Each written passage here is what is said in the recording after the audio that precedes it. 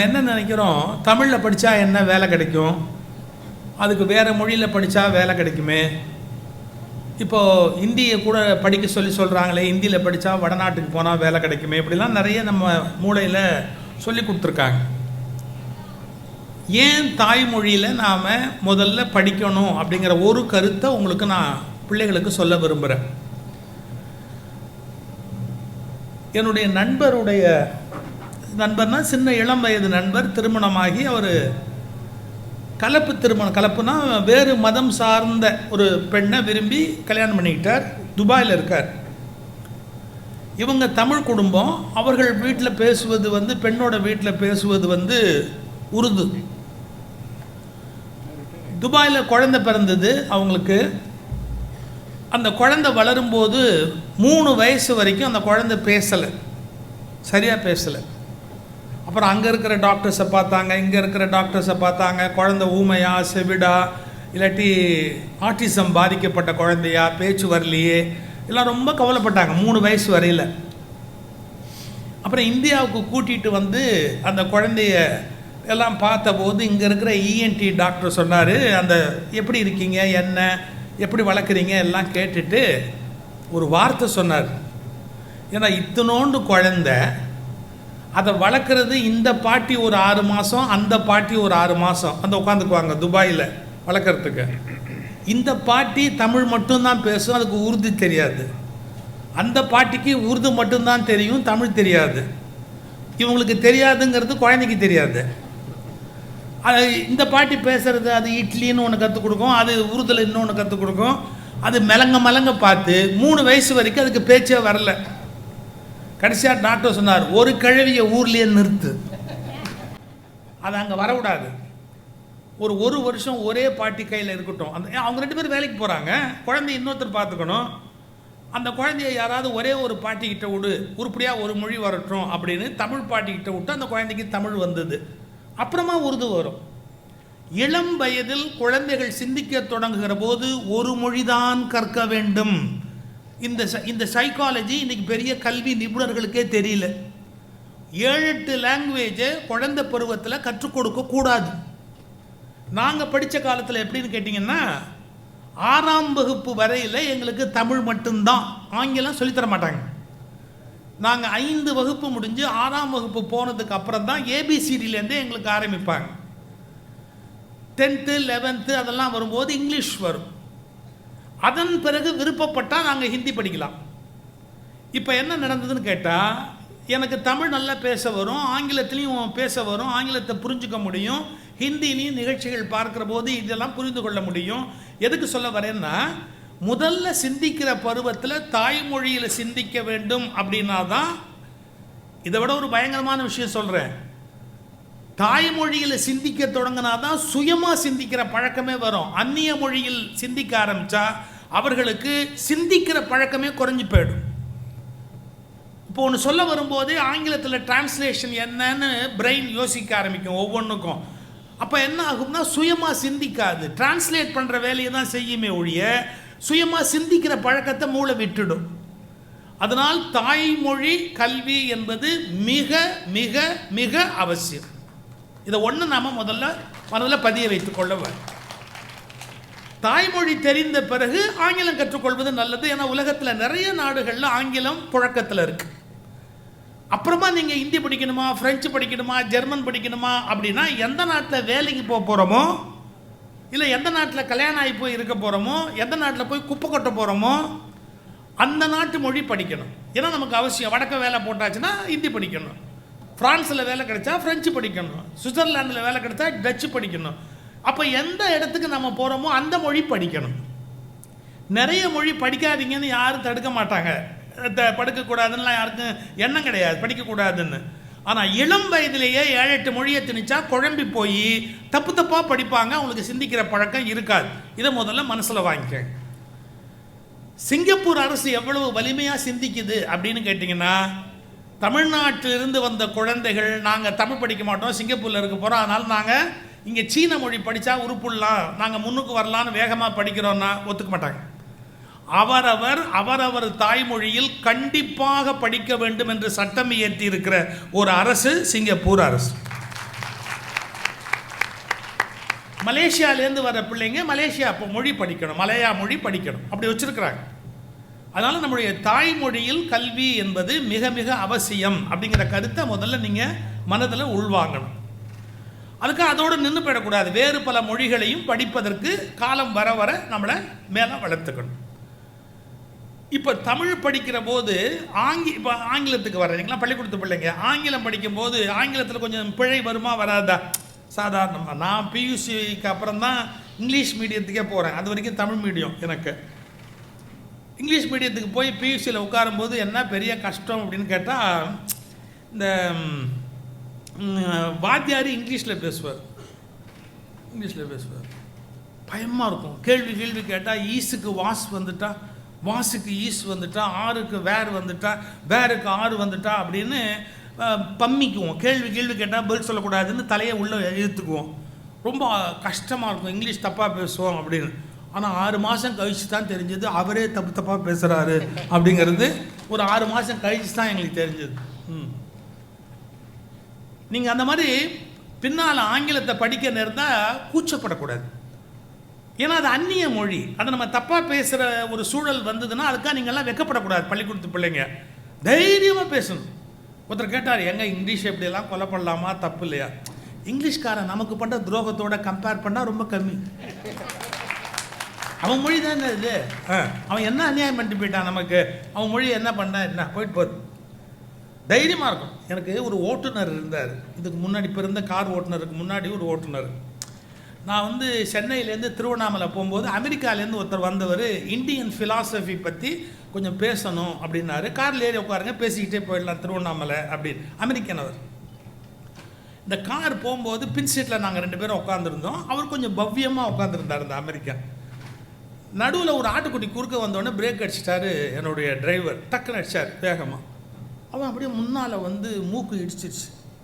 அவருக்கு மூக்கு அவரே சிவப்பாக இருப்பானா, மூக்கு வேறு சிவந்துருச்சு. ஆனால் எனக்கு ஒன்றும் பெரிய வருத்தம் இல்லை. ஒரு அமெரிக்கனுக்கு நோஸ் கட் கொடுக்குறத விட சந்தோஷமான விஷயம் இந்த உலகத்தில் வேறு என்ன இருக்க முடியும். அதை என் டிரைவரே கொடுத்துட்டாரு. அப்படி பேசாமல் வரணும். அவருக்கு கோவம் வந்துருச்சு. என் டிரைவரை காய்ச்சறாரு. இன்னும் அப்படின்னு திட்டுறாரு, இஷ்டத்துக்கு திட்டுறாரு. என் டிரைவரை திட்டுறாரு. அதுக்கு உடனே எக்ஸ்பிளனேஷன் என் டிரைவர் சொன்னான். அதாவது அவருக்கு இங்கிலீஷில் எக்ஸ்பிளனேஷன் சொன்னான். Mutton jumping sir. அவனை பொறுத்த வரைக்கும் ஆடுனா மட்டன் தான், மட்டன்னா ஆடு தான். அது உயிரோடு இருக்கணும் இல்லைங்கிறத பற்றிலாம் கவலை கிடையாது. அதுக்கு எத்தனையோ இலக்கிய வார்த்தை இருக்குது. ஷீப் அதை பற்றிலாம் கவலை கிடையாது. அவனை பொறுத்த வரைக்கும் mutton jumping sir, break pudding sir. நான் உடனே பேக்கெட்லேருந்து ஒரு 500 ரூபாய் எடுத்து வச்சு அவன் கேட்டான், எதுக்கு சார் 500 ரூபாய் சும்மா கொடுக்குறீங்களே அப்படின்னா. டேய், அமெரிக்கா எம்பசியில் போய் விசா கேட்குறவன் நம்ம ஆள் இங்கிலீஷில் பேச முடியாது அமெரிக்கன்ட்டேருந்து பயப்படுவான். நீ அந்த அமெரிக்கன்ட்டே இங்கிலீஷில் பேசிட்டு உன் தன்னம்பிக்கை இருக்கு பார், அதை நான் பாராட்டுறேன்னு. பிள்ளைங்களுக்கு அதே தான் சொல்கிறேன். வருதோ வரலையோ விட்டு வெள்ளாச்சுங்க ராஜா. தன்னம்பிக்கை தான் வாழ்க்கை. தைரியமாக இருக்கணும், எதுக்கும் தயங்கக்கூடாது, எதுக்கும் பயப்படக்கூடாது. இதை முதல்ல மனசில் வச்சு, புரியுதா? ஆங்கிலம் கொஞ்சம் முன்ன பின்ன வரும், வந்துட்டு போகுது. இப்போ என்ன கெட்டு போச்சு? நாம் நம்முடைய ஆற்றலை காட்டும். இது 2வது மொழியை பற்றி நான் உங்களுக்கு சொல்லிக் கொடுக்க விரும்புகிற ஒரு செய்தி. மனசில் பதிய வச்சுங்க. 2. 3, இன்றைக்கி பட்டிமன்றம்னு ஒரு நிகழ்ச்சி அரேஞ்ச் பண்ணியிருக்கிறாங்க, ஏற்பாடு பண்ணியிருக்காங்க. பட்டிமன்றம்னா என்ன நீங்கள் பார்த்துருப்பீங்க, தொலைக்காட்சியிலெல்லாம் பார்த்துருப்பீங்க. ஐயா சாலமன் பாப்பையா, இந்த மாதிரி ஞானசம்பந்தம் ஐயா, என்னோடது கூட ஜி டிவிலெல்லாம் வரும். இவங்கெல்லாம் பெரிய பட்டிமண்டப தாரகைகள். இவங்கெல்லாம் 10 பேர் வர சொல்லியிருக்காம உனக்கு உன் பேர் சொன்னால் கை தட்டுறாங்க. இந்த பட்டிமண்டபம் நீங்கள் பார்த்துருப்பீங்க. நம்ம இப்போ பேசுகிற சில தலைப்புகள் கொஞ்சம் முன்ன பின்ன விளையாட்டாக, குடும்பம், கணவன், மனைவி, இது மாதிரிலாம் பேசுகிறோம்.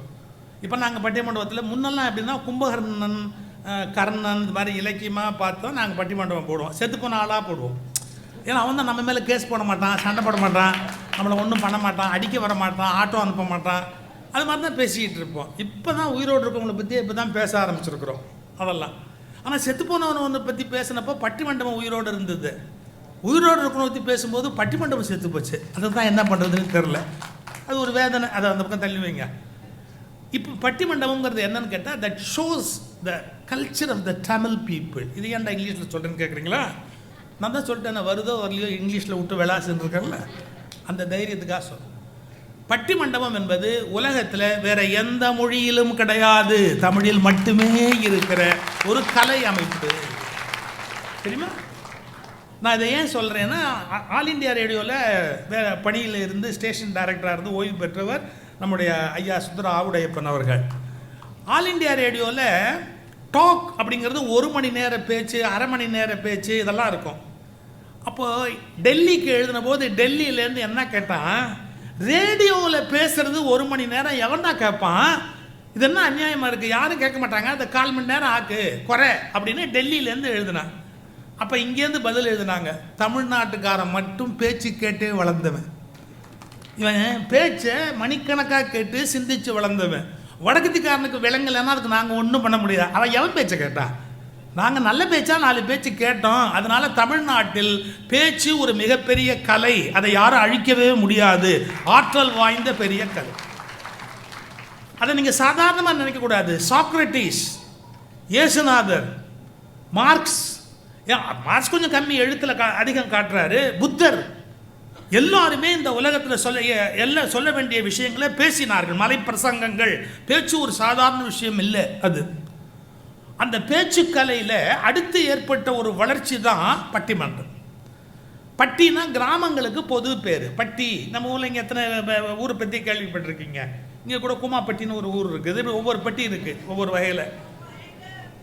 ஏமா அந்த பேர் சொன்னவொன்னு அந்த கிராமத்துலேருந்து வந்திருக்கீங்களா யாராவது? ரத்ராத் பக்கத்தில் இருக்கா? சரி, அந்த ஊரில் என்னை பேச கூப்பிட்டதே இல்லை, அது ஞாபகத்துக்கு வருது, போயிட்டு போகிறாங்க. பட்டி அப்படின்னு சொன்னால் அந்த கிராமத்துக்கு பேர். மண்டபம் அல்லது மன்றம்னு சொன்னால் அதில் இருக்கிற பொது இடம், பொதுவாக எல்லாரும் உட்காந்து பேசுகிற இடத்துக்கு மன்று அப்படின்னு பேர், பொது இடம் அப்படின்னு பேர். அது ஊருக்கு பொதுவான இடம். அதை எவன் இன்னும் பட்டா போடலைன்னு அர்த்தம். அந்த பொதுவாக இருக்கிற இடத்துல 2 பேர் உட்காந்துக்கிட்டு கொஞ்சம் முன்ன பின்ன ஒருத்தருக்கு ஒருத்தர் கருத்து மாறுபாடோட ஒன்று சொன்னால் இன்னொருத்தர் மறுத்து சொல்லி இப்படி பேச்சு வளர்ந்துருக்குது. ஒரு காலத்தில் கடவுளை பற்றி மதங்களை பற்றி சர்ச்சை பண்ணுறதை அந்த இடத்துல ஏற்படுத்தியிருக்கிறாங்க. அதுக்கப்புறம் ஊர் நல்லது என்ன, ஊருக்கு கெட்டது என்ன அப்படிங்கிறத சர்ச்சை பண்ணுறதுக்கு அந்த இடத்த பயன்படுத்தியிருக்கிறாங்க. ஊர் மக்கள் கூடி விவாதிக்கிற இடத்திற்கு பட்டிமண்டபம், பட்டிமன்றம் அப்படின்னு பேர் வந்திருக்கு. மிகப்பெரிய சமய ஞானிகள் கூட தன்னுடைய சமய கருத்தை சொல்லணும்னா பட்டிமண்டபத்தில் போய் சொல்லணும். 8 மரியாதை என்னை பட்டிமண்டபம் ஏற்றினை அப்படின்னு திருவாசகத்தில் வருது. அப்போ என்ன பொருள்? நமக்கு அறிவுபூர்வமாக சமயத்தை நிரூபிக்கணும்னா பட்டிமண்டபத்தில் போய் நிரூபிக்கிறது அப்படின்னு ஒரு பழக்கம் இருந்திருக்கு. அவ்வளோ பெரிய உயர்ந்த இடம் பட்டிமண்டபத்துக்கு இருந்திருக்கு. இப்போ அதை தள்ளிடுங்க, நான் ஒரே ஒரு விஷயத்தை மட்டும் சொல்லி முடிச்சிடுறேன். அந்த பட்டிமண்டபங்கிறது தமிழனுடைய தனி பண்புங்கிறதுக்கு அடையாளம் சொல்லட்டுமா? என்னிலிருந்து கருத்து மாறுபட்டவன் சொல்லுவதை பொறுமையாக கேட்பது என்பதுதான் மனித நாகரிகத்தின் வளர்ச்சி. இதை புரிஞ்சுக்க. இப்போ எனக்கு ஒரு கருத்து இருக்கு, கவிதா ஜாகூருக்கு வேற ஒரு கருத்து இருக்குன்னு சொன்னால், அண்ணா இந்த கருத்தை நான் ஒத்துக்க மாட்டேன்னு சொன்னால், சொல்லுமா நீ என்ன சொல்கிற சொல்லு, நான் கேட்கணுமா இல்லையா? நான் என்ன சொல்கிறது, நீ என்ன, நான் சொல்கிறது அப்படியே ஒபே பண்ணு அப்படின்னா அந்த நாடு வளராது, அந்த வீடும் வளராது. ஒரு கருத்து மாறுபாடு இருக்குமானா அது என்ன சொல்லுங்க கேட்போம் அப்படின்னு நாங்களாம் கூட வேடிக்கையாக சொல்லுவோம். சமய சொற்பொழிவில் பேசுகிறதுக்கு ஒரு வாயும் கேட்குறதுக்கு 2 காதும் கொடுத்தாரு கடவுள். ஏன்? கொஞ்சமாக பேசி நிறைய கேளு அப்படிங்கிறதுக்காக 2 காது கொடுத்தாரு, ஒரு வாய் கொடுத்தாரு. அதை விட அந்த காதை எப்படி கொடுத்தாருன்னா, பாருங்க, கையை ஆட்ட முடியும், கண்ணை ஆட்ட முடியும், காதை யாராவது ஆட்ட முடியும்? இப்போ உங்களுக்கு காதை ஆட்டக்கூடிய கெப்பாசிட்டி இருந்தால் என்ன பண்ணுவீங்க? நான் நல்ல விஷயம் 4 பேசும்போது ஆட்டிடுவீங்க. அது உங்கள் காதுக்குள்ளேயே நுழையாமல் போயிடும். அதுக்காக கடவுள் சொன்னார், காதுக்கு தான் ஆட்டாதபடி அப்படியே கேட்டுக்கிட்டே இரு அப்படின்னு. அந்த காதை அவ்வளோ அமைப்பாக படைச்சிருக்கிறார். எதிரிலேருந்து வர்ற சவுண்ட் அப்படியே உள்ளே போய் சிந்திக்கிறதுக்கு வசதியாக. எதிராக இருக்கிறவர்கள் ஒரு கருத்தை சொல்லுகிற போது கேட்பதற்கு ஒரு பண்பு வேணும்.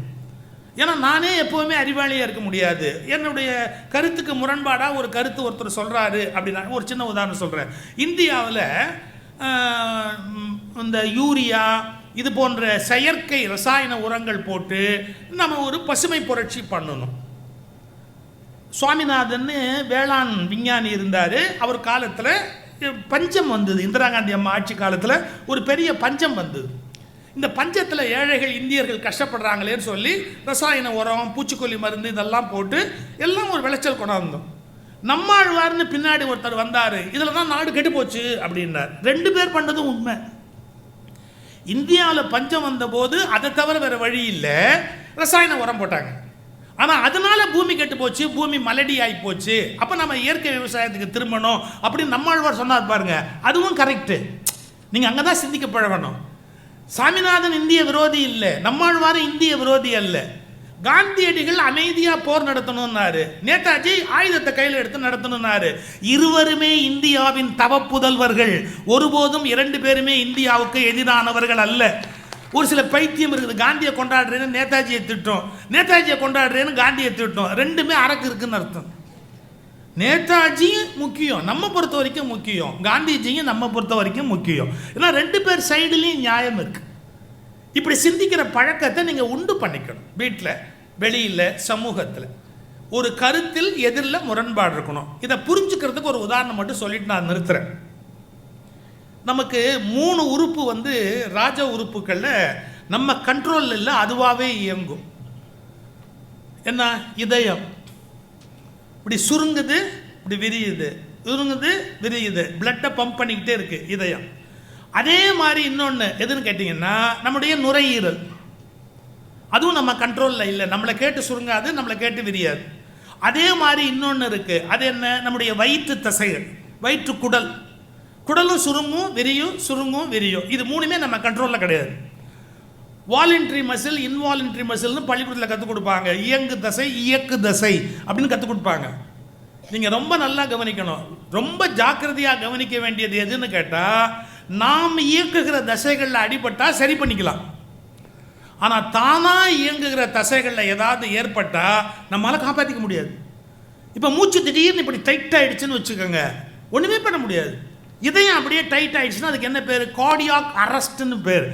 மாற அடைப்பு அல்ல, அது கார்டியாக் அரெஸ்ட். அப்படியே அது முன்னு செயலிழந்து நின்று போயிடுச்சு இல்லையா? இப்போ நீங்கள் ஒன்று புரிஞ்சுக்கணும். சுருங்குதல் என்பது விரிவடைதலுக்கு எதிரான நிலை. விரிவடைதல் என்பது சுருங்குதலுக்கு எதிரான நிலை. எதிரெதிராகத்தான் இதயம் இயங்குகிறது, எதிரெதிராகத்தான் நுரையீரல் இயங்குகிறது, எதிரெதிராகத்தான் வயிறு இயங்குகிறது. எதிரெதிராக இயங்குவதற்கு பெயர்தான் வாழ்க்கை. எனவே வாழ்க்கையில் எதிரான கருத்துக்கள் தவிர்க்க முடியாது. எதிரானவற்றை பகையாக கருதக்கூடாது. அதை பகைன்னு நினைக்காதீங்க, அதுக்கு தான் இயக்கம்னு பேர். எப்படி? இயங்குதல். ஏன்னா தானா இயங்குது. இப்போ படைப்பு எவ்வளோ நுட்பமானது தெரியுமா? சாப்பிட்ற போது உணவு, நம்ம வீட்டில் பேசாத அப்படிம்பாங்க. ஏன் தெரியுங்களா? நம்முடைய உணவு குழாய் திறக்கிற போது மூச்சு குழாய் மூடிக்கும், மூச்சு குழாய் திறக்கிற போது உணவு குழாய் மூடிக்கும். இது நம்மகிட்ட இல்லை, கண்ட்ரோல் நம்மகிட்டே இல்லை, தானாகவே அது பண்ணிக்கும், அட்ஜஸ்ட் பண்ணிக்கும். அப்படியே சப்போஸ் நீங்கள் மூச்சு குழாய் திறந்திருக்கும் போது உணவை அப்படி உள்ளே தள்ளிட்டீங்கன்னா, மூச்சு குழாய்க்குள்ளே தண்ணீர் போயிட்டால் 99% காப்பாற்ற முடியாது. அது தானாக பண்ணிக்குது. உணவு குழாய்க்குள்ளே உணவு போகும்போது மூச்சு குழாய் மூடிக்கும், மூச்சு குழாய் சுவாசிக்க தொடங்குற போது உணவு குழாய் மூடிக்கும். இது எப்படி இந்த மாதிரி ஒரு படைப்பில் இருக்குது? மாறி நடந்துட்டா பெரிய கஷ்டம். ஆனால் சுருங்குவது விரிவது மூலமாகத்தான் உயிர் காப்பாற்றப்படுகிறது. இதயம் சுருங்குவதாலும் விரிவதாலும் தான் ஆயுள் நீட்டிக்கிறது. நுரையீரல் சுருங்குவதும் விரிவதாலும் தான் எதிரெதிர் செயலாகத்தான் நாம் வாழ்கிறோம் என்ற அர்த்தத்துக்கு இடம் தருகிறது. எனவே ஒரு அறிவுள்ள நாட்டில் எதிரான கருத்துக்கள் இருப்பது தவிர்க்கவே முடியாது என்பதை அறிவாளிகள் புரிந்து கொள்ள வேண்டும். இதான் பட்டிமன்றம். எல்லாம் ஒரே மாதிரியா இருக்கணும், ஒரே ரிலிஜனை பின்பற்று, ஒரே கொள்கையை எல்லாரும் ஏற்றுக்க, ஒரே ஜாதியா எல்லாரும் இரு, ஒரே சாப்பாடு எல்லாரும் சாப்பிடுன்னா பைத்தியம்னு அர்த்தம். அது எப்படி ஒரே சாப்பாடு எல்லாரும் சாப்பிட முடியும்? ஒருத்தன் அசைவம் சாப்பிடுவான், ஒருத்தன் சைவம் சாப்பிடுவான், ஒருத்தவனுக்கு பிடிச்சது சாப்பிடுவான். தவறு, எல்லாரும் ஒரே உணவை சாப்பிட வேணும்னா அவன் வாழ்க்கைக்கு லாயக்கில்லைன்னு அர்த்தம். மனிதர்கள் சுவை வேறுபாடு உடையவர், குண வேறுபாடு உடையவர்கள். அதனால் யாராவது உங்களை எதிர்த்து பேசினா வருத்தப்படாதீங்க, நம்முடைய வாழ்க்கை தொடங்கி விட்டதுன்னு அர்த்தம். இது கல்யாணத்துக்கு அப்புறமும் பொருந்தும். நம்மளை யாராவது எதிர்த்து பேசினா வருத்தப்படக்கூடாது, நமக்கு வாழ்க்கை தொடங்கி விட்டது அப்படின்னு அர்த்தம். அப்போ பட்டிமண்டபம் இவங்க ஒரு கருத்து சொல்லுவாங்க, அவங்க ஒரு கருத்து சொல்லுவாங்க, ஏற்று பேசுவாங்க. அந்த ரெண்டையும் அது பார்க்குற அந்த ஆற்றல் இருக்கு இல்லையா, ரெண்டில் எது சரி அப்படின்னு, அதுதான் உண்மையான விழிப்புணர்வு, அவேர்னஸ் அப்படின்னு பேர். பட்டிமண்டபத்துக்கு முன்னூறு போதுமா, வீட்டுக்கு போகணுமா, இன்னும் 6 பேர் பேசணும். நீங்கள் யோசிக்கணும், இவங்க ஒருத்தனே இவ்வளோ நேரம் பேசுகிறான், இப்போ இன்னும் 6 பேர் இது மாதிரி எல்லாம் பேசி அப்புறம் நம்ம எப்போ முடிச்சு எப்போ வீட்டுக்கு போய் கவலைப்படாது. உங்கள் முகம் பார்த்து அவங்க எல்லாம் டக்கு டக்குன்னு அப்படி கரெக்டாக கொண்டு போயிடுவாங்க. இப்போ பட்டிமண்டபம் தொடங்குது. வாழ்க்கையை பற்றின பட்டிமண்டபம், இலக்கியத்தை, ஏன்னா தமிழ் சங்கம், அதனால் இலக்கியத்தை இணைச்சிருக்கோம். நாம் வாழ்ந்து கொண்டிருப்பது வாழ்க்கை, நம்ம படிச்சுக்கிட்டு இருக்கிறது இலக்கியம். இதுக்கு இடைவெளி இருக்கலாமா, இருக்கக்கூடாதா? இலக்கியத்திற்கும் வாழ்க்கைக்கும் இடையே இடைவெளி, அந்த இடைவெளி குறைஞ்சிக்கிட்டே வருதா இல்லை கூடிக்கிட்டே வருது? இது ஒரு ஆழமான கேள்வி. இலக்கிய உலகத்தில் பெரிய ஆழமான கேள்வி. அதை குழந்தைகள் முன்னாடி வச்சு பேசுகிற ஒரு புது மாதிரியான வாய்ப்பு பேச்சாளர்களுக்கு கிடைச்சிருக்கு. ஒரு தடவை என்னை என்ன பண்ணார், ஒருத்தர் ஸ்கூலில் வந்து பேசுங்க, ஸ்கூலில் வந்து பேசுங்க. ஸ்கூலில் பேச போனால் ரொம்ப போனால் எல்கேஜி. நான் அப்படியே பார்த்துட்டு இவங்களுக்கு நான் பேசணுமா, பெரிய பேச்சாளர்னு ஊரெல்லாம் பேசுகிறீங்க, முடிஞ்சா இவங்களுக்கு பேசுங்க. அப்புறம் நான் அவங்களோட கிளுகிழப்பி வச்சு விளையாடிட்டு அங்கேயும் விடுவோமா, கவர் வாங்காமல் வர முடியாதுல்ல, அதனால் அங்கேயும் ஒரு மணி நேரம் அந்த குழந்தைங்களோட பேசிட்டு எப்படி இருந்தாலும் இதுதான் சாமர்த்தியம். அதாவது இந்த வயதில் இருக்கிற பிள்ளைகளுக்கு நீங்கள் வாழ்க்கையை புரிய வச்சுட்டிங்கன்னா நீங்களாம் பெரிய பேச்சாளர் சார். இந்த வயசு குழந்தைங்களுக்கு புரிய வைக்கணும். அதனால் இலக்கியத்துக்கும் வாழ்க்கைக்கும் இடையில இடைவெளி கூடுதா குறையுதா? தலைப்பு உள்ள வாங்கியாச்சா? ரைட். குறைகிறது அப்படிங்கிற அணியில் முதல்ல யார் பேச வரானா, திருமதி சங்கரேஸ்வரி ஆறுமுகம் அவர்கள். நீங்கள் யாராவது இந்த தமிழ் பேச்சு எங்கள் மூச்சு ப்ரோக்ராம் பார்த்தீங்களா, விஜய் டிவியில் வந்தது நிறையா. அதில் வந்து கிட்டத்தட்ட ஃபைனல் வரைக்கும் வந்தாங்க. அவங்களுடைய சிக்னேச்சர் என்னன்னா, அவங்களுக்குன்னு அந்த ஆற்றல் என்ன அப்படின்னு கேட்டால் திருநெல்வேலி ஸ்லாங்லேயே பேசுவாங்க. அவங்க பேசுகிற போது திருநெல்வேலி, எனக்கும் சொந்த ஊர் திருநெல்வேலி. நான் லா காலேஜ் படிக்கும்போது பஸ்ஸில் 21Nன்னு ஒரு பஸ்ஸு, இதெல்லாம் தீர்ப்பில் கழிச்சுக்கிறேன் டயத்தை, கவலைப்படாதீங்க, ஏன்னா தீர்ப்புக்கு பிள்ளைங்க இருக்காது பிரச்சனை. 21Nன்னு ஒரு பஸ்ஸில் லா காலேஜ் போனோம். எனக்கு முந்தின சீட்டில் ஒரு திருநெல்வேலிக்காரர் வந்து உட்காந்தார். திருநெல்வேலிக்காரங்களை பார்த்த உடனே கண்டுபிடிச்சலாம், மேட் இன் திருநெல்வேலின்னு எழுதியிருக்கும், அது நெத்தியே எழுதிருக்கு, பார்த்த உடனே சரி நான் கண்டுபிடிச்சிட்டேன் அந்த ஆள் மேட் இன் திருநெல்வேலி அப்படின்னு. கண்டக்டர் வந்தவர் அப்போ வந்து 60 பைசா டிக்கெட்டு, நான் இருக்கிற இடத்துலேருந்து பாரிஸுக்கு போகிறதுக்கு 60 பைசா. டபக்குன்னு ஒரு 10 ரூபா நோட்டை எடுத்து கொடுத்து ஒரு பாரிஸ் அப்படின்னார். கண்டக்டர் கோவம் வந்துருச்சு. 60 பைசாவுக்கு 10 ரூபாய்க்கு சில்லறை எப்படி கொடுக்க முடியும்? ரொம்ப கோவத்தில் கண்டக்டர் கத்துனார், சில்லறை இல்லாதவங்களாம் இறங்கி கீழே, சில்லறை இல்லாதவங்களாம் இறங்கு. அவர் சொன்னார், சில்லறை இல்லாதவங்களாம் இறங்கணும்னா நீயும் இறங்கணும், நானும் இறங்கணும், உங்கள்கிட்டையும் சில்லறை இல்லை, என்கிட்டையும் சில்லறை இல்லை, அப்புறம் எதுக்கு கத்துற அப்படி. அவர் இப்படி பார்த்துட்டு, இப்போ என்ன பண்ண சொல்கிறீங்க அப்படின்னா, பைய தாயேன்னார். கண்டக்டர்லாம் ஒரு பை போட்டிருப்பாங்களா, ஆனால் திருநெல்வேலியில் பையன்னா என்ன அர்த்தம்? இதுவா இப்போ ஒன்றும் அவசரம் இல்லை, பைய தாயே அப்படின்னார். கண்டக்டருக்கு கோவம் வந்துடுச்சு. இல்லைன்ற நம்பாமல் பையத்தான்னு கேட்குறியே, என்னையா நீ மனுஷன், உனக்கு என்ன அவ்வளோ கொழுப்பாய் போச்சா, பையத்தான்னு கேட்குறியாரு. அப்புறம் நான் உடனே எந்திரிச்சு கண்டக்டர்கிட்ட சொன்னேன், கோச்சிக்காதீங்க, அவர் பையன்னு சொன்னால் மெதுவா அப்படின்னு அர்த்தம், அது திருநெல்வேலியில் பழக்கம். அவர் கேட்டார், உனக்கு எவ்வளோ பங்கு இதில்? யோ, ஞான சம்பந்தர் தஞ்சாவூர் சீர்காழி பிராமண புள்ள, யார்? ஞான சம்பந்தர். அவர் மதுரைக்கு வந்தபோது மதுரை மடத்தில் தீ வச்சுட்டாங்க அப்படின்னு வந்து பையவே சென்று பாண்டியருக்கு ஆகவேன்னார். உங்களுக்கு ஒன்று புரியுமா? பிரதம மந்திரி நம்ம தமிழ்நாட்டுக்கு வந்தால் வணக்கம் தமிழில் பேசுவார்ல, ஒரு தலைவனுக்கு இலக்கணம் அந்த ஊருக்கு போகிற போது அந்த ஊர் மொழியில் பேசணும். ஞானசம்பந்தன் மிகச்சிறந்த தலைவன் பாண்டி நாட்டுக்கு வருகிற போது பாண்டி நாட்டு தமிழை பயன்படுத்தி காட்டுகிறார். பையவே சென்று பாண்டியருக்கு ஆகவே என்றார். இந்த பையவை என்ன தெரியணுமா? சிவிலிபுத்தூர் பாண்டி நாட்டுக்காரி ஆண்டாள் அவ என்ன சொன்னா, பார்க்கடலுள் பையத்துயின்ற பரமன் அடிபாடி. அந்த பையங்கிற வார்த்தை திருநெல்வேலி ஸ்லாங், ஒரு வட்டார வழக்கு அப்படின்னு ஒரு பெரிய அழகு இருக்கு. அதில் வந்து திருநெல்வேலி அந்த வட்டார வழக்கை அருமையாக பேசக்கூடிய ஆற்றலுடைய சகோதரி அவர்கள். மறுபடியும் தலைப்பை ஞாபகப்படுத்தணும், நான் பாட்டுக்கு எங்கேயோ போயிட்டேன். இலக்கியத்திற்கும் வாழ்க்கைக்கும் சுந்தராவுடைய இப்போ என்ன யோசிக்கிறாரு, இங்கே கொடுக்க போகிற விஷயத்துக்கு ஏன் இவ்வளோ கஷ்டப்படுறாரு அவர் இங்கே அதெல்லாம் விட்டுருவோம், குழந்தைங்களுக்காக தானே பேசுகிறோம், வேற என்ன கொடுப்பா பரவாயில்ல. இலக்கியத்திற்கும் வாழ்க்கைக்கும் இடைவெளி குறைகிறதா கூடுகிறதா? குறைகிறது என்ற அணியில் சங்கரேஸ்வரி ஆறுமுகம் அவர்களை உரையாற்ற உங்கள் சார்பில் அன்போடு அழைக்கிறேன். தலைப்பு என்ன அப்படின்னா, இலக்கியத்திற்கும் வாழ்க்கைக்கும் இடைவெளி கூடுகிறதா குறைகிறதாங்கிறது தலைப்பு. குறைகிறது அப்படின்னு நான் பேச வந்திருக்கேன். இலக்கியத்தை பற்றியும் வாழ்க்கையை பற்றியும் கேட்பதற்காக இங்கே இத்தனை மாணவ செல்வங்கள் இருக்கிறார்கள் என்பதே குறைகிறது என்பதன் அடையாளமாக, அதன் சாட்சியாக இங்கே இருக்கிறீர்கள் அப்படின்னு நான் நம்புகிறேன். பொதுவாக இலக்கியம் அப்படின்னா இவங்க என்ன நினைக்காக அப்படின்னா, எங்கிட்ட யாரோ எழுதி வச்சது அதுதான் இலக்கியம் அப்படின்னு அவங்க நினச்சிக்கிட்டு இருக்காங்க. ஐயா சொன்னாங்க, பைய அப்படிங்கிற ஒரு வார்த்தையை பற்றி சொன்னாங்க. சிலப்பதிகாரம் அப்படின்னு ஒரு காப்பியம் இருக்குங்க, 50 காப்பியத்தில் வரிசையில் வச்சுருக்காங்க அவங்க. இந்த சிலப்பதிகாரம் எங்களுக்கு எவ்வளோ சேர்ந்தது அப்படின்னு அதை படிக்கும்போது நான் தெரிஞ்சுக்கிட்டேன். என்ன அப்படின்னா, கண்ணகி வழக்குரை காதை நடக்கு. கண்ணகி வழக்குரை காதையில் கண்ணகி கதவெல்லாம் திறந்துட்டு அவங்களாம் உள்ளே வராங்க. வந்துட்டு பாண்டிய மன்னன்ட்ட நீங்கள் சொன்னது தப்பு அப்படின்னு சண்டை போடுறதுக்காக வராங்க. அவங்க வார கோலத்தை பார்த்துட்டு பாண்டிய மன்னன் கேட்குறாரு, நீ யாருமா அப்படின்னு சொல்லி கேட்குறாரு.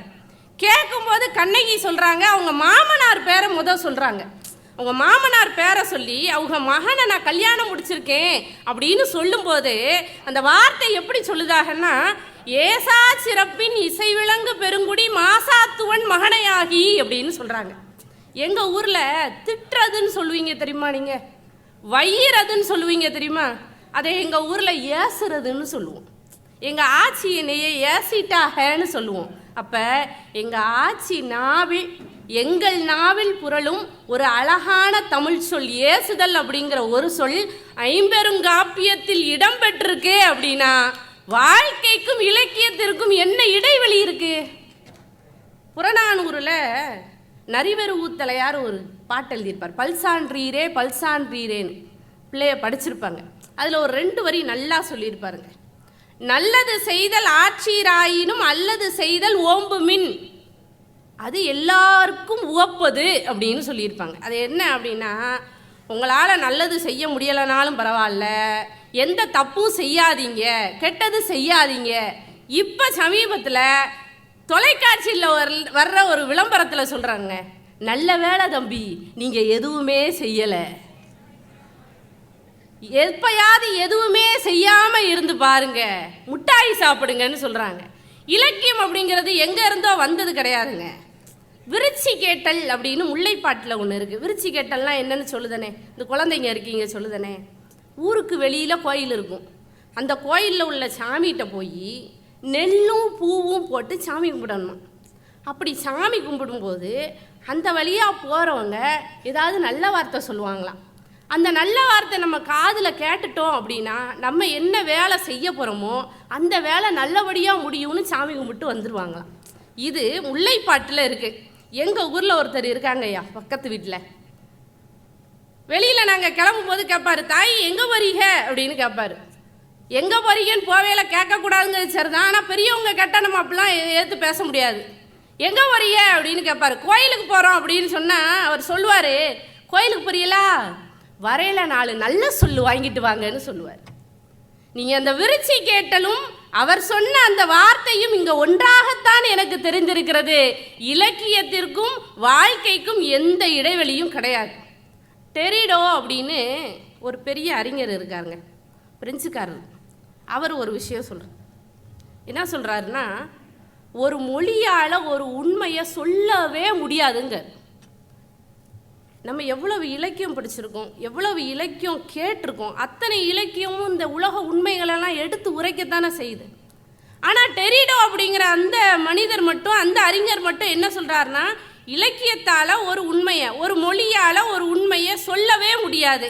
இப்படி சொல்லட்டுமா, ஒரு மொழியால் ஒரே உண்மையை சொல்லவே முடியாதுன்னு சொல்கிறார். ஏன் அப்படின்னா, ஒரு வாசகம் இருக்குது அப்படின்னா அந்த வாசகம் 20 வயசில் படிக்கும்போது ஒரு மாதிரி இருக்கும், 40 வயசில் படிக்கும்போது ஒரு மாதிரி இருக்கும், 60 வயசில் படிக்கும்போது வேறு மாதிரி இருக்கும்.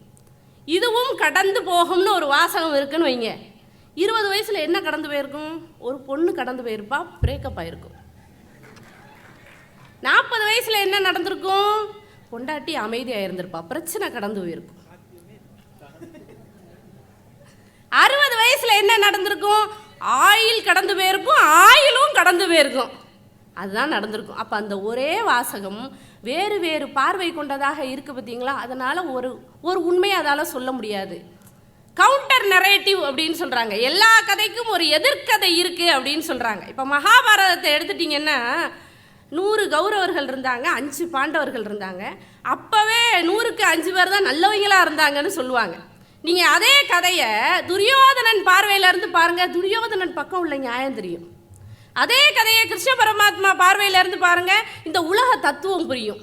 அதே கதையை பீஷ்மர் பார்வையிலேருந்து பாருங்கள், நியாயம் எது தர்மம் எதுங்கிறது புரியும். அதே கதையை, அதே மகாபாரத கதையை சகுனி பார்வையிலேருந்து பாருங்க, சகுனி வில்லனா தெரிய மாட்டான், இவன் தானே முதல் நாயகன் நமக்கே தோணும். அப்போ ஒரு இலக்கியத்தை ஒவ்வொரு வகையாக பார்க்கும் போதும் ஒரு மனிதம் துளிர் விடுகிறது. எப்போது மனிதம் துளிர் விடுகிறதோ அப்போது இலக்கியத்திற்கும் வாழ்க்கைக்கும் இடையிலான இடைவெளி குறைந்து கொண்டே இருக்கிறது அப்படிங்கிறதா உண்மை. இப்போ நீங்கள் அலைபேசிலாம் வந்துருச்சு. இப்போ நாங்கள் சமையக்கட்டில் பொதுவாக சமையல் பண்ணும்போது என்ன செய்வோம் அப்படின்னா, வேலை பழு தெரியாமல் இருக்கிறதுக்கு பாட்டு பாடுவோம். பாட்டு ஒரு சிலருக்கு பிடிக்காது, கூட இருக்கவங்களுக்கு பிடிக்காது, மாமியாருக்கு பிடிக்காதுன்னு வச்சுக்கோங்க. பெரும்பாலும் என்ன நடக்கும் சமையல் கட்டலைன்னா புரணி பேசுவோம். ஆனால் உணவுக்கு சுவையூட்டுகிற வேலை செய்யும் பெண்களுக்கு சிந்தனைக்கு செறிவூட்டும் விதமாக இன்று பாத்திரம் அடுக்கும் அந்த அடுக்கலையில் இடையில் அலைபேசியில் சொல்வேந்தர் ஐயாவின் குரலும் கவிதா ஜவஹர் அக்காவின் குரலும் எஸ்ரா அவர்களின் குரலும் கேட்டுக்கொண்டிருக்கிறதுனா அந்த இடைவெளி குறைஞ்சிருக்குங்க. மாமியார் கூட சண்டை போடுறதுக்கெல்லாம் இப்போ நேரமே இல்லை தெரியுமா? அவ்வளவுக்கு இடைவெளி குறைஞ்சிருக்கு. இலக்கியம் தான் வாழ்க்கை. நான் எப்பயுமே படித்ததை என்ன செய்வேன் அப்படின்னா, யார்கிட்டையாவது சொல்லுவேன். யார்கிட்டையாவது சொன்னால் எனக்கு சந்தோஷமாக இருக்கும். இந்த அப்போ உங்கள்கிட்ட சொல்லிக்கிட்டு இருக்கோம்ல, அது மாதிரி. அப்படி எங்கள் வீட்டில் யார்கிட்ட சொல்லுவேன்னா, என் வீட்டுக்காரர்கிட்ட சொல்லுவேன். ஒரு மணி நேரம் சொன்னாலும் சரி, 2 மணி நேரம் சொன்னாலும் சரி, 3 மணி நேரம் ஆனாலும் சரி, உட்காந்து கேட்பாங்க, தலையாட்டி கேட்பாங்க. கேட்டு முடிச்சுட்டு ஒரு வார்த்தை சொல்லுவாங்க, நல்லா பேச, எனக்குத்தான் புரியலை, எனக்குத்தான் புரியலை, நீ பேசு, நான் அதை வீடியோ எடுத்து சமூக வலைதளத்தில் போட்டுருதேன், புரிஞ்சவங்களுக்கு பயன்படும் அப்படின்னு சொல்லுவாங்க. அதே வீட்டுக்காரங்க இப்போ ஒரு 2 வாரத்துக்கு முன்னாடி எனக்கு ஒரு கவிதை அனுப்பிச்சாங்க. சைதாப்பேட்டையிலேருந்து வீட்டுக்கு போகணும். ரயில்வே ஸ்டேஷனில் உட்காந்துருக்காக, மழை விட்டால் தான் வீட்டுக்கு போகலாம். எல்லோர் வானிலும் மழை, எல்லோர் வானிலும் மழை, இருப்பவர்கள் குடை பிடிக்கிறார்கள், இல்லாதவர்கள் குடத்தில் பிடிக்கிறார்கள். நான் தலைவரே, நீங்கள் கவிஞர் ஆயிட்டீங்கன்னு எங்கள் வீட்டில் கேசரிலாம் கிண்டி சாப்பிட்டோங்க குடும்பமாக.